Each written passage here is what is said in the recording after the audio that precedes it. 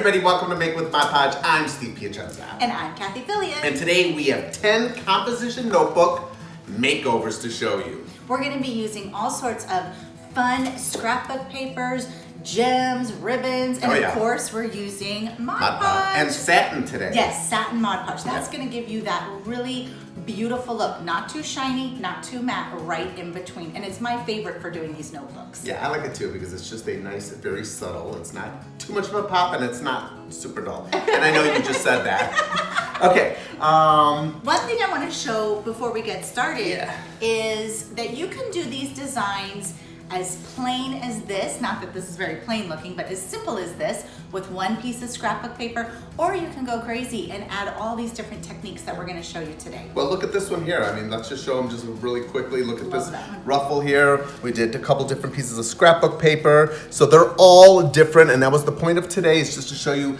how different you can make these notebooks to your liking. And this composition notebooks, it's one of my favorite makeovers because they're so inexpensive. Yeah. I've been doing these, I say high school, but I'm sure I did these in junior high. I'm sure you did. Because they were probably the same price then as they are now. And we got these for 50 cents each. So sometimes they have big deals. Yes.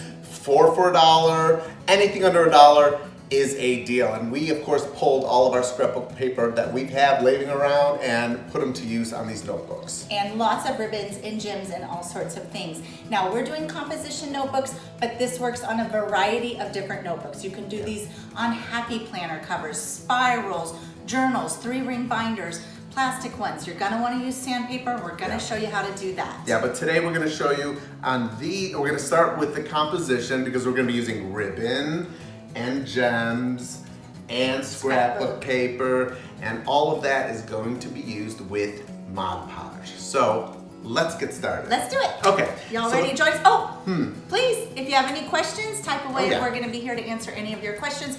Be sure to tag Plaid Crafts in any of your projects and Mod Podge. We want to see what you're making, so maybe you can get featured on Fan Friday. Yeah, we love seeing what you guys make. So to start, composition notebooks come in a couple different ways. And ways, what I mean is some of them come in plastic.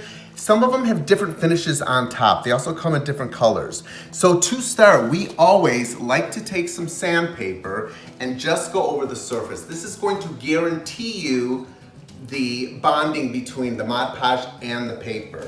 Well, I think too, these notebooks are made to be very durable. Absolutely. So a lot of them have a finish. A weird finish on top. Yeah, real slick finish. So just buff it up. So you can see right here, just going right on down. It's just a nice light sanding. No big deal. Again, you do these on, other projects that you use Mod Podge with. The sanding always gives it a nice binding. So once that's done, you're going to finish that and just take a cloth here and we're going to dust that off. Very quickly, very simple, first step. So, and you would do this if it's a plastic one also. Yes. The next thing is you want to cut your paper to size. And we've gone ahead and cut our paper to size. We're using 2 different papers. We've got our background paper and then we have our decorative top image. And you can use so many different papers for this. Before we get started, I do want to show you, just like on this journal here, this is a background paper and a greeting card. So, don't think you just have to use scrapbook paper. You can use magazine cutouts. You can do color copies of photographs. You can do anything that inspires you because this is really meant to be your journal, a place where you can take notes or track your recipes or your fitness or whatever you're into. And totally personalize it. And it's January, so you've got goals and things for 2020. These are also super fun to make for other people. Oh yeah, great gifts. They're really good for bazaar sellers. So to cut your paper, I want to show you a couple of tricks. I like to use some low-tack tape, and this is pre-cut, but what I do is I line my paper up with the edge of the binding there, and I tape it into position, and this would normally be a full-size piece of paper. And then you fold it back, and you use a pencil, not a pen, and you would trace around your paper and then cut it to size. And you want to use a pencil on the back side so you can erase it if you go over. And we're going to show you a couple tricks later on what to do if you've cut your paper a little bit too big. And then you just want to slide a piece of wax paper. These wax paper, if you're making a bunch of these, You can reuse this wax paper over and over again. That's just going to make sure that your cover doesn't get glued to all of your pieces of paper. Yeah. Then you wouldn't have a notebook anymore. Very good tip. Okay, so the next thing we're going to do Here's is your we're going paper. to Mod Podge right on top, and I'm using, of course, the satin formula.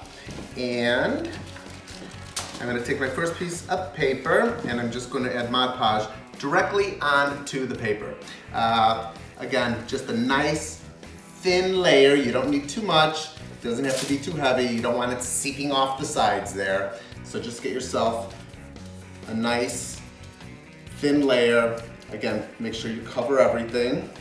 I like to use a little bit of a wide brush for this portion of it. We're going to be using some detail brushes a little bit later when we do our embellishments, because we're also going to be using sparkle Mod Podge on some of these projects, which is fun. And I think it's important, make sure you get your corners, get your edges and your corners. What do I always say, Kat? Full coverage. Full coverage. Now, we are using satin on this, but you could use gloss or matte. Gloss will give it that extra shiny look, and matte will give it a matte finish. I like the satin for this project. I feel like it gives it a nice sheen, but not too shiny. I like it too. Okay, so here we go. So there we go, we got the Mod Podge on there. And you're just gonna line it up right here with the edge. What's great about this is still wet, so you can move it right into place as perfect as you possibly can. And then just, I like to go with my fingers all the way around all the edges, smooth all that out. And if y'all have any questions, make sure you just leave them and we will get to your questions. Yeah. And don't worry if you have any little bit of overlap. Cathie's gonna show you that in just a minute, like this right here. You can see the whole entire piece is covered, but we have a little bit of overlap, and Cathie's gonna show you that in just a minute. It's weird. I think it depends upon if you have a very pointed pencil or if you have a worn down pencil. It depends upon how thick you have Yeah, that and pencil. of course you're always gonna have that a little bit of over, you know. And you can also use a nail Or file under. to, or under, you're right. Okay, here's my second piece. Now, if you're making multiple notebooks and you kind of want them to look the same, we color copied this. So this is a color copy laser, so you can make multiple notebooks of the same look. And again, And that's fun if you're doing like bridesmaids gifts, Yes. or if you've got somebody's party and you want to, you know, like a kid's birthday party and you want to give out the same type of thing. You can even use wrapping paper for these. I mean, it's endless, the different designs. oh yes. So here you go. We're just going to cover the back of this again, making sure that satin Mod Podge, full coverage on that piece of paper there. And then here you go, Eddie. I'm going to show you right here. We're just going to drop that right on down. And I'm lining it up. And I like to look at, again, you can move it around. I like to look at this edge here. Just make sure that's lined up nicely. And go on this side. You can put it down farther, up farther, side, so whatever you like. And then just press that down. And there you go. There is your first step. Now, normally we would let this dry for, oh, I don't know, it doesn't take very long. I like to let it set at like 15 minutes About before top 15, coating. yeah. There we go. And there is the double layered paper on top of paper using the satin Mod Podge to start. Yep. So for the next thing, and let's show, where's the finished one? Right there. So this one is completely dried and has been top coated. I'm gonna show you the top coating really quick. So normally we would wait about 15 minutes before top coating, but we will go ahead, and the top coating, again, we like to use that wide brush, and you just go in very long brush strokes. You don't wanna be like this because those brush strokes will show. So just long brush strokes up and down the whole thing. It's fine if you get it on the binding. It's all gonna dry clear, and you'll just go over the entire thing. Now, if you have any questions, leave them in the comments and we will be answering them. Just smooth out all your brush strokes, just like so. There you go. Then you will just Great. set this aside and let it dry. Now I want to show you how you can add glitter to your design. If you see our finished design here, we've got a whole bunch of sparkle there on our tiger. He's ferocious with sparkle. So that I did with the Sparkle Mod Podge, and that comes in the pink jar like this. And I want to show you a couple other things. This is another Sparkle Mod Podge one. And this Sparkle Mod Podge, we just top coated the whole thing with it. So you get sparkle all over. So if you want sparkle all over, you would just brush it like you did your top coat all the way down. Or if you want to just do like some details, like on this little spiral here, you can see there's just sparkle only on kind of like the roses and the petals. So you can go in with a detail brush. And that's what we're gonna do on our Go Wild notebook.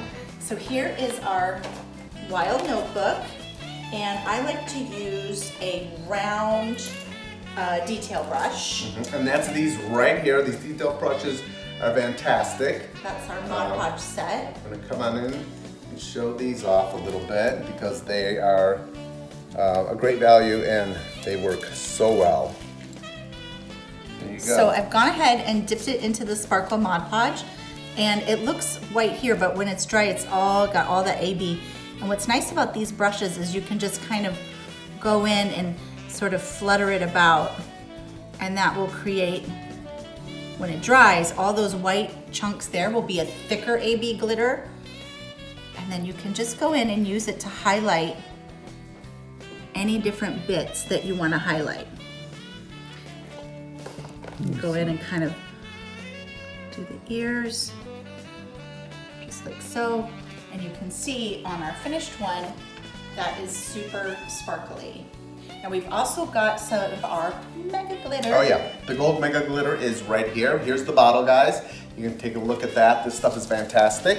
I'm gonna put some on the bottom here and we'll show you how easily this is to use. And this one dries much chunkier.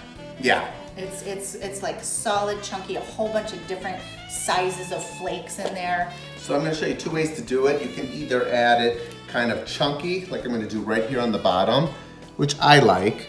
You can add the chunky. It's a little bit foggy right now, but of course, once this dries, it dries completely clear, but with that chunk of glitter, the gold glitter. So you're just gonna go across. It's a great way to embellish and highlight certain areas. You can see that, and you can just let that dry kind of chunky, and it will feel kind of three-dimensional. Or up here at the top, let me show you, you can just kind of spread it out a little bit. And this way, it's kind of like gold flakes that you can go right across And and once it's make dry, you that can smooth. really see the different sizes of glitter. Oh yeah. Big ones and little ones. So this is just Flakes, right? I think it's called flakes. Yeah, it's flakes. It's just a great highlighter for certain areas that you want to, what you want to do. So that's it. That's the mega glitter in gold. So now I'm going to show you how you apply gems using Mod Podge.